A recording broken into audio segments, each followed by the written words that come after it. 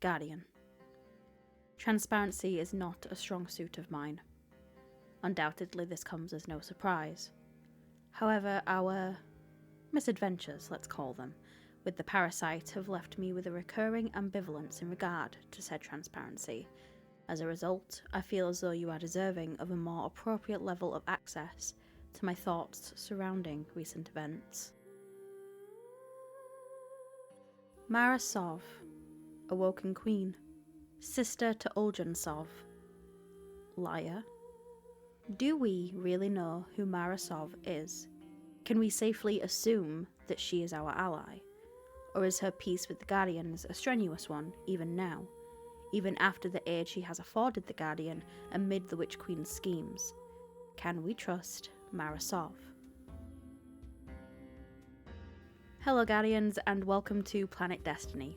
Today we're going to be taking a closer look at the Queen of the Reef, Mara Sov. An ever mysterious and complicated character, the question of whether Mara Sov is someone we can trust has been debated since the first time we entered the REEF. As Season of the Lost unfolded, the precursor to the Witch Queen, Mara's character and motives were put heavily under suspicion, prompted by many things, such as the Queen's harsh opinions of her own departed brother, and willingness to work with Savathun, despite knowing that her betrayal was inevitable. Throughout this season, her true motives were called into question again and again. Was she truly intending to help rid us of a common enemy? Or was she trying to distract us with the threat of the Witch Queen while spinning her own machinations away from our curious eyes? The Season of the Lost concluded with Mara Sov keeping her word, not only to us, but to Savathun. She exorcised the Witch Queen of her worm, allowing her to be revived by the light, but also returned Osiris to us and to Saint. This was arguably the first time we ever saw the Queen as fallible, or at least that she allowed us to see her as such. When Savathun was seemingly slayed, Mara offered aid to us. She had kept Savathun's worm after exorcising it, and enlisted the Guardian's help to learn its secrets and thus Savathun's secrets. At the end of the Witch Queen's story, Savathun's ghost Imaru disappeared in a flash of light, and so the Guardian and the Queen hoped that the worm may know where the first ghost was hidden. In this post-story quest of queens and worms, Mara Sov offers to be the new host for Savathun's worm in exchange for its secrets about the Witch Queen. However, trusting Mara Sov's word is not easy. Even during the quest, she constantly deflects questions about her motives and lets her silence speak volumes. Mara, the worm, can it hear us? Not while it hibernates. In that case, you're not really going through with this host thing. It'll corrupt you, turn you against us. Mara? It won't. It said you were... Listen not to the treacherous words of a parasite. You're deflecting. And you're intruding. I will not speak of it again. Onward. So, where does this mistrust come from? It is here that we will look to Mara Sov's past and her previous dealings with the Guardians. Hopefully this retrospect will grant us clarity as to why throughout this quest trust could not be offered to the Queen of the Awoken. So let's begin with a recent and heartbreaking topic. Awoken Sov. How long have your hidden been privy to Oldrim's resurrection? Long enough to watch over him in your absence. And you didn't direct him home. Why? There was a concern he'd pick up some old habits. You know the god would see it. Riven twisted his mind. Eris would have seen it. She is not so easily deceived by skin-deep tricks. It's true I made mistakes, out of an idea of justice, out of grief. Are you leveling this same scrutiny toward Petra? Wasn't she supposed to be watching his grave? Petra has paid her dues. The Vanguard murdered him and is yet to pay theirs. We both lost family. I'm sorry for my part in yours, but Crow has been treated. My brother is dead. He was exhumed, his body twisted into caricature. You had your vengeance. Is that what you're after? Cade, I still feel that grief like a stone caught in my chest. Some days it's more pronounced than others. Vengeance didn't erode that grief. Then tell me, who am I to blame? Who sent him into Savathun's clutches? Who bludgeoned Uldren into a scared animal and drove him from his home? You did, Mara. And those guardians who hurt him did so out of misguided anger. Don't make their same mistake. Don't make my mistake. To say that we Guardians have rallied around Crow since his reintroduction during Season of the Hunt would be an understatement. Knowing that Uldren Sov was resurrected in the light, we all held our breath for his return. Would he remember the events of Forsaken? If not, how would we work alongside him? What would he be like, this fresh start as most Guardians are? Finding him blackmailed into working underneath the spider was not anticipated. Introducing himself to us as Crow, he was not shy when it came to sharing his opinions, but cautious about working with Guardians due to past interactions that ended very badly for the former Awoken Prince. After freeing him from the spider's clutches, it would not be until the Season of the Lost that Crow would find out who he once was and what he once did. Goaded by Savathun, Crow was given Uldren's memories by the Witch Queen and saw what many, the Vanguard, Petrovenge and even Mara, did not want him to see. Cade Six's murder, the murder of his own people, raising Elixni from the dead with the help of an Ahamkara and opening the door to the Dreaming City. Surely, as his sister, Mara Sov would have been expressing concern and worry for Crow, perhaps even confiding in the Guardian how she felt about Crow's resurrection. Unfortunately, this was not the case. In yet another quest, this time for the trace rifle Aga's Scepter, Mara's inclinations towards her late brother were always skewed negatively. She almost seemed to pity him, undermine his loyalty and dedication to her. She claimed him too dependent on her, mocking his penchant for devotion. I understand pilfering ruins suits you more than researching them, Hunter. Listen and learn. When the Awoken people came into being after the collapse, I was the first. As first, my chosen form defined what an Awoken could be. Thousands followed my example, willing themselves into existence within the distributary. Some, like Uldren, required help. His mind was like an unsteady fawn. No surprise he was unable to do it on his own. So I guided him, filled the gaps in his memory. I gave him a star to follow. He was bonded to me, and his devotion spiraled into pathetic recklessness. Even through death, he hasn't outgrown that dependency. I see it in him as he looks longingly to his ghost for answers. To you. Most worrying of all was the reveal of her ultimate plan for Uldren Sov, wielding him as a weapon of the light. We have no idea how or why Mara intended this for her brother, but we do know that this was only one truth that she was keeping from him. Aga's Scepter is perhaps emblematic of plans Mara had for Uldren that she never revealed. The weapon was supposed to be given to him to carve out new spaces in the universe for the Awoken. She sent him after it blind, hid it from him to keep him occupied and out of trouble. I still feel Uldren's heartbeat somewhere out there. When your crow first stood in my halls, I saw an ember of my Uldren burning in his breast. Curiosity and a sibling fondness told me I could stoke that ember. I hope it is not a lie. I hope he is more than the last ebb of hot ash from a long dead flame. Many of his faults were not of his own making. Uldren's decisions were his, of course, but driven by whips in the hands of others. Myself included. I will have to offer him more than an old story of an empty promise if I wish to see that ember burn again.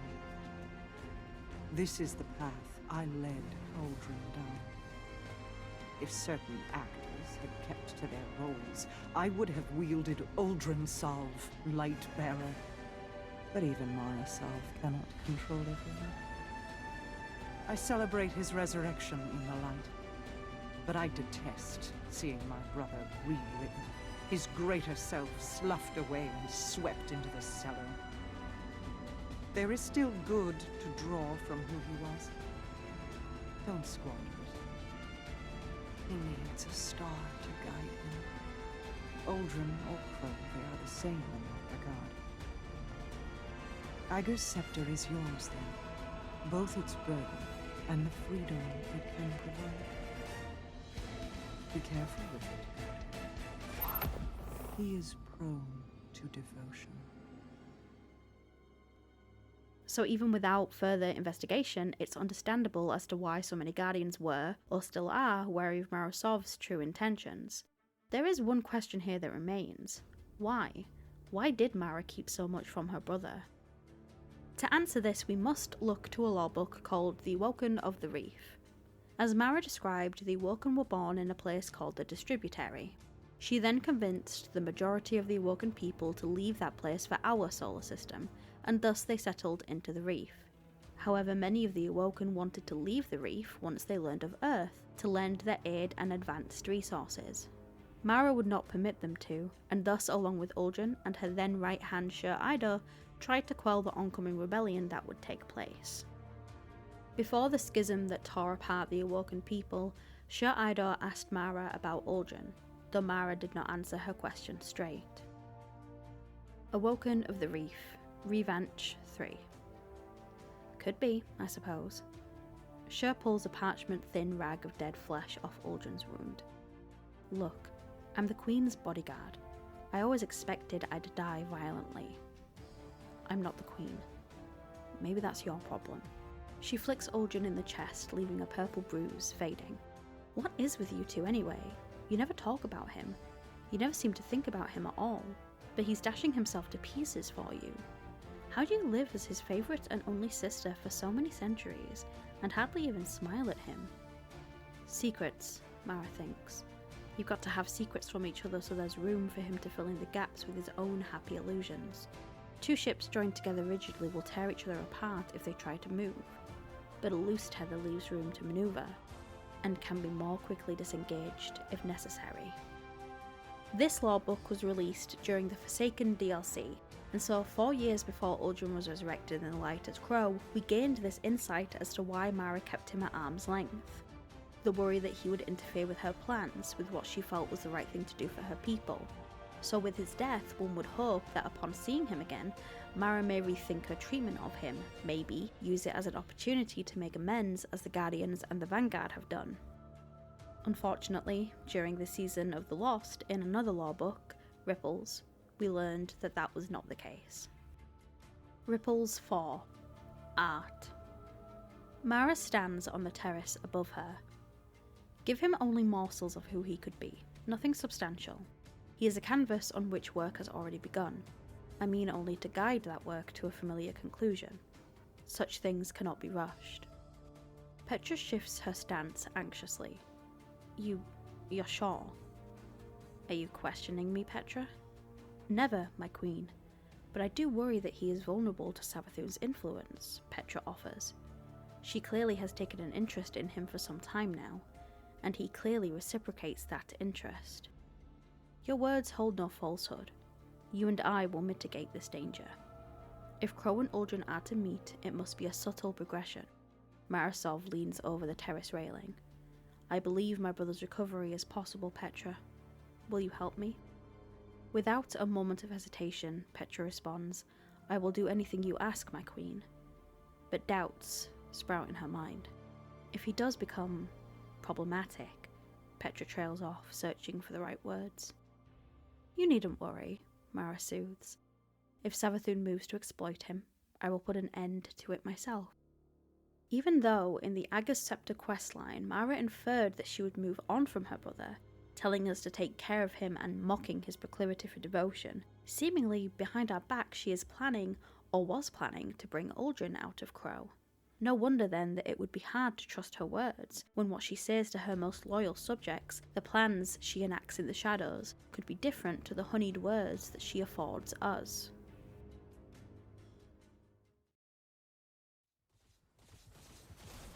Something must control these ships, but we've never seen a pilot.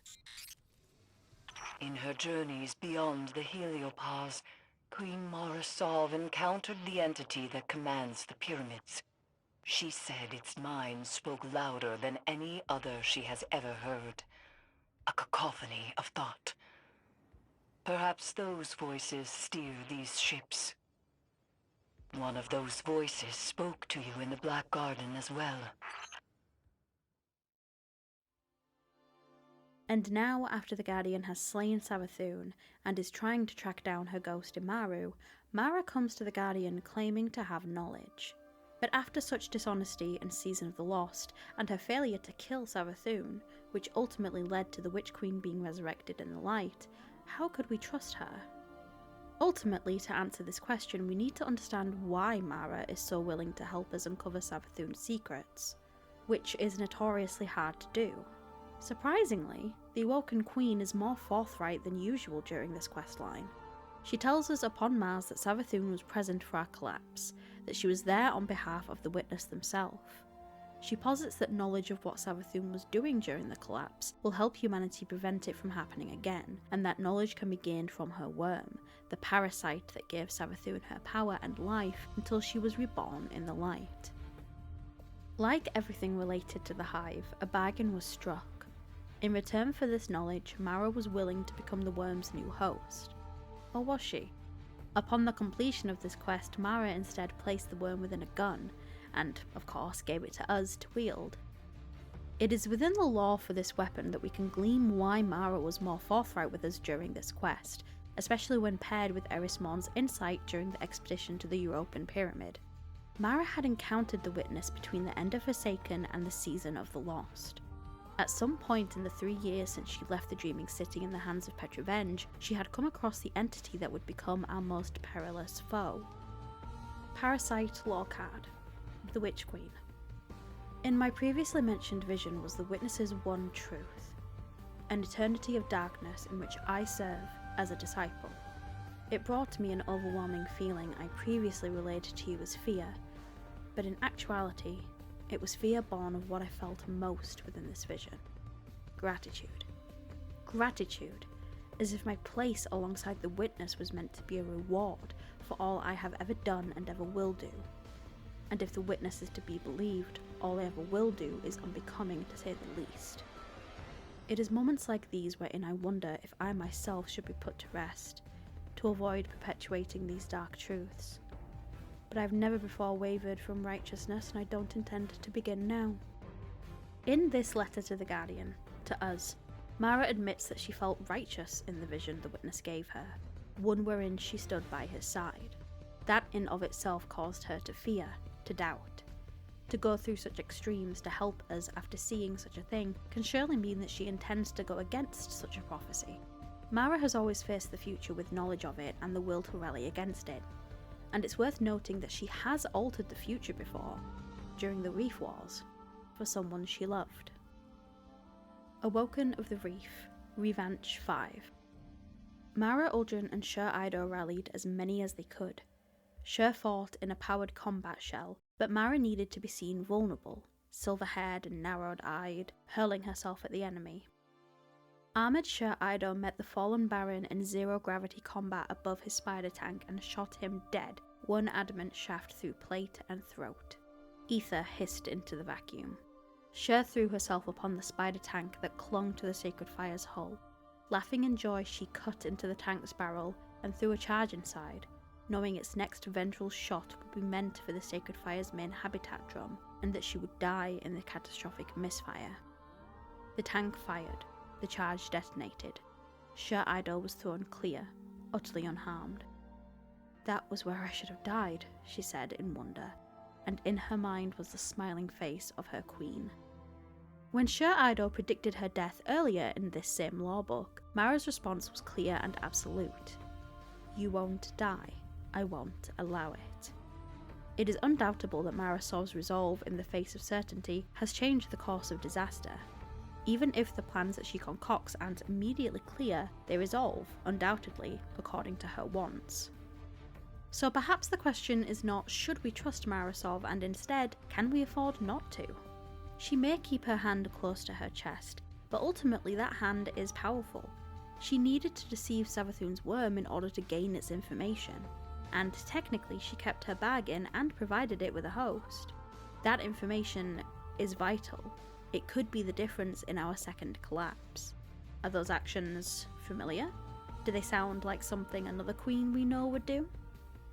Perhaps. My strength returning. Done well, Guardian.